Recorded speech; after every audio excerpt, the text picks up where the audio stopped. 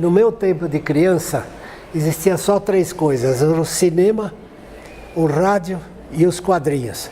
Hoje em dia tem televisão a cabo, tem e-mail, tem videogame, tem muitas mídias a ganhar o público. Então eu acho que a história em quadrinho deixou de ser um nicho importante. Ela teve um período, por exemplo, na Editora Abril, que o Tio Patinhas vendia 500 mil exemplares cada 15 dias. As tiragens de quadrinhos eram coisas enormes, de uma repercussão incrível. Hoje em dia, aconteceu que os quadrinhos migraram para as livrarias. Por quê? Porque quando você faz um gibi e ele vai para a banca, ele fica 45 dias. 45 dias depois, volta tudo para a editora. Então, quer dizer, eles jogaram fora uma produção. Então, o Will Eisner, quando ele fez o Contract with God, ele mandou um exemplar acho que foi para a Coronet, para uma editora, e o cara telefonou para ele e disse: o que é isso? E ele de bate-pronto inventou na hora, dizia assim: it's a graphic novel. Então ele abriu o caminho para que os quadrinhos começassem a ser quadrinhos para adultos, com mais profundidade, com menos superficialidade.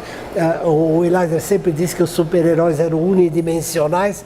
Então, quer dizer, o quadrinho começou a ser uma coisa com profundidade. E foram para as livrarias, ou seja, eles faziam séries, por exemplo, o Batman, o Cavaleiro das Trevas, que foi uma revolução nos quadrinhos.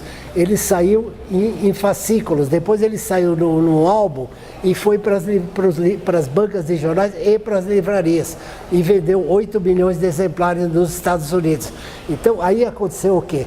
Os editores entenderam que eles estavam não deixando os autores dialogarem com o público, eles estavam atrapalhando a comunicação do autor com o público. Então os editores criaram uma linha de produção em que os autores passaram a ter extrema liberdade e apareceu uma nova geração, além do Frank Miller,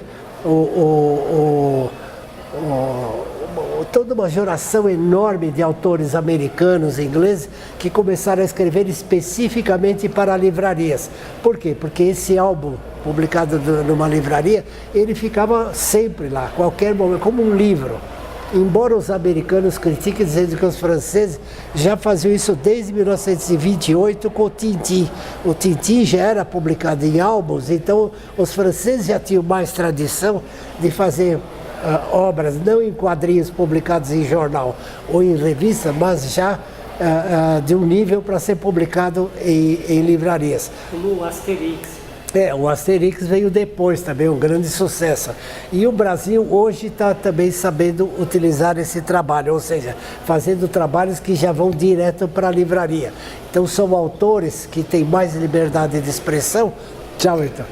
Tem mais liberdade de expressão e que podem fazer trabalhos como se fosse literatura, porque o quadrinho já te deu status. Hoje o New York Times tem os livros mais vendidos e tem as graphic novels mais vendidas também. Então quer dizer que os jornais já estão considerando que a graphic novel está ao mesmo plano de um livro publicado nas livrarias. Então o Brasil tem esse caminho. Então o Brasil tem o caminho popular, que seria o do Maurício, tem o caminho das graphic novels, que seria uma coisa de maior nível, e tem